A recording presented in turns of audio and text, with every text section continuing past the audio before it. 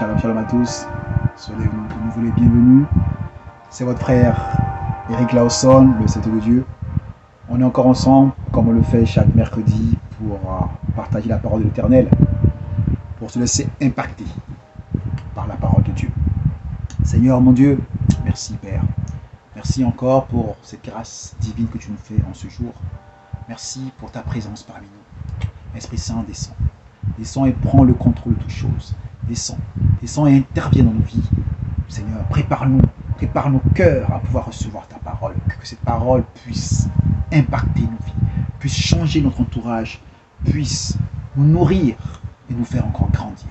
Amen. Soyez les bienvenus. Aujourd'hui, le thème du jour, laboure ton cœur. Amen. Laboure ton cœur. Ensemble, allons dans Luc 8, versets 5 à 8, puis on ira au verset 11, du verset 11 au verset 15. Je lis la parole de l'Éternel. Luc 8, verset 5 à 8. Un semeur sortit pour semer. Sa semence, comme il semait, une partie de la semence tomba le long du chemin. Elle fut foulée aux pieds et les oiseaux du ciel la mangèrent. Une autre partie tomba sur le roc. Quand elle fut levée, elle sécha parce qu'elle n'avait point d'humidité. Une autre partie tomba au milieu des épines. Les épines crurent avec elle et l'étouffèrent. Une autre partie tomba dans la bonne terre. Quand elle fut levée, elle donna du fruit au centuple. Après avoir ainsi parlé, Jésus dit à haute voix que celui qui a des oreilles pour entendre, entende. Versets 11 à 15. Voici ce que signifie cette parabole. La semence, c'est la parole de Dieu. Retenez bien. Ceux qui sont le long du chemin, ce sont ceux qui entendent. Puis le diable vient et enlève de leur cœur la parole, de peur qu'ils ne croient et soient sauvés. Ceux qui sont sur le roc, ce sont ceux qui, lorsqu'ils entendent la parole, la reçoivent avec joie, mais ils n'ont point de racines. Ils croient pour un temps et ils succombent au moment de la tentation. Ce qui est tombé parmi les épines, ce sont ceux qui, ayant entendu la parole, s'en vont et la laissent étouffer par les soucis, les richesses et les plaisirs de la vie. Ils ne portent point de fruits qui viennent à maturité. Verset 15. Ce qui est tombé dans la bonne terre, ce sont ceux qui, ayant entendu la parole avec un cœur honnête et bon, retenez bien, la retiennent et portent du fruit avec persévérance. Avec un cœur honnête et bon. Amen. Bien-aimé, il est important, il est très important de labourer ton cœur. Cette parabole, bien-aimé, le semeur, comme vous le savez, lance les grains. Il lance les grains. Pendant qu'il lance ses grains, certains grains sont tombés sur du roc, sur des épines, le long du chemin, et d'autres grains sont tombés sur la bonne terre. La bonne terre, c'est ceux qui ont un cœur honnête et bon. Donc déjà, c'est cette terre-là, la bonne terre, c'est la terre qui a été labourée. Comme vous le savez tous, un semeur ne peut semer que sur une terre qui est sienne. Donc il faut déjà être en possession de son champ pour semer. Mais même étant en possession de ton champ, tu ne peux semer que si avant tu as labouré ce champ-là. Pour permettre à la terre d'être remuée. Comme ça, quand tu vas lancer tes grains dans cette terre-là, ils vont pouvoir rentrer dans de la terre fertile. Bien aimé, et si la terre, c'est ton cœur, il est important de labourer ton cœur.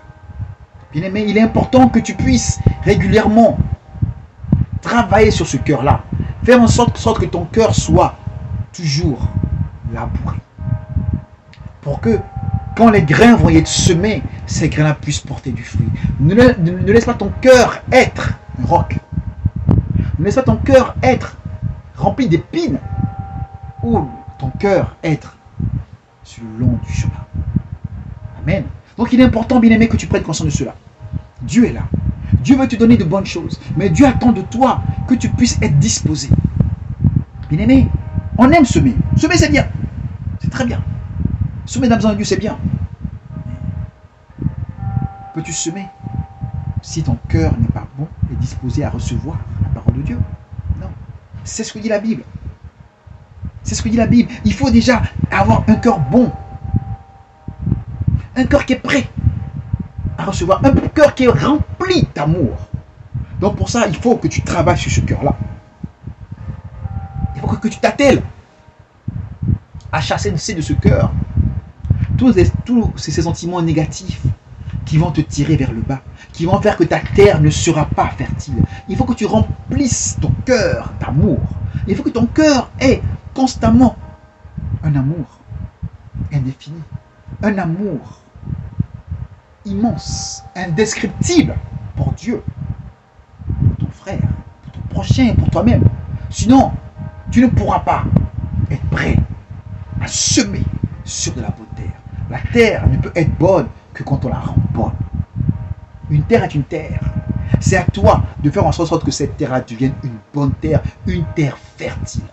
Une terre, on y met de l'engrais, on l'arrose, on s'assure que cette terre-là sera prête à donner en la saison une bonne récolte.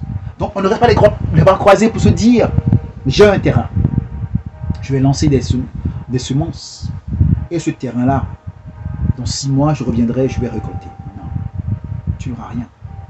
Tu n'auras rien parce que ta terre, il y a du roc, il y a des épines. Ta terre, elle n'a pas été labourée, elle n'a pas été arrosée, elle n'a pas été travaillée, elle n'a pas été préparée à recevoir la semence qui va faire d'elle une terre récoltable. Donc bien aimé, travaille, laboure ton cœur de manière constante. Ne laisse pas l'ennemi semer en toi des mauvais grains, semer en toi des rocs. Non. Enlève de ton cœur les rocs. Enlève de ton cœur les mauvais grains. Enlève de ton cœur les épines. Et laboure ton cœur. Laboure constamment ton cœur. Que ce cœur soit un cœur disposé. Que ce cœur soit un cœur prêt à recevoir et à garder la parole de Dieu. Que ce cœur soit un cœur prêt dans lequel Dieu pourra semer. Semer. Et tu pourras récolter des grâces divines. Oui, bien-aimé. Tu es né pour faire de grandes choses. Dieu veut faire de toi de grandes choses. Dieu veut que tu sois un témoignage vivant de sa grandeur, de sa gloire. Mais pour ça, il faut que tu sois disposé. Il faut que tu te prépares à recevoir tout ce que Dieu a mis en toi. Car le diable, lui, il s'attelle à arracher ce qui te revient de droit. Donc, toi aussi, travaille, laboure encore et encore. Fais en sorte que ce cœur qui est tien, car ton cœur t'appartient, ton cœur n'appartient pas au diable. Ton champ n'appartient pas au diable. Bien aimé, un champ sur lequel quelqu'un d'autre vient clôturer, mettre une porte et fermer la porte à clé n'est plus ton champ. Attention. Fais en sorte que le diable ne prenne pas ce qui est à toi. Donc laboure constamment ton cœur, pour que ce cœur soit toujours disposé, bien disposé à recevoir la parole de Dieu, bien disposé à entendre la voix de Dieu. Car c'est ça aussi. Un cœur labouré est un cœur qui entend. Un cœur qui est en communion parfaite avec Dieu. Oui, que ton cœur soit ce cœur-là. Amen. Amen. Shalom. Je te dis à mercredi prochain. N'oublie pas, souris, je te prends en photo.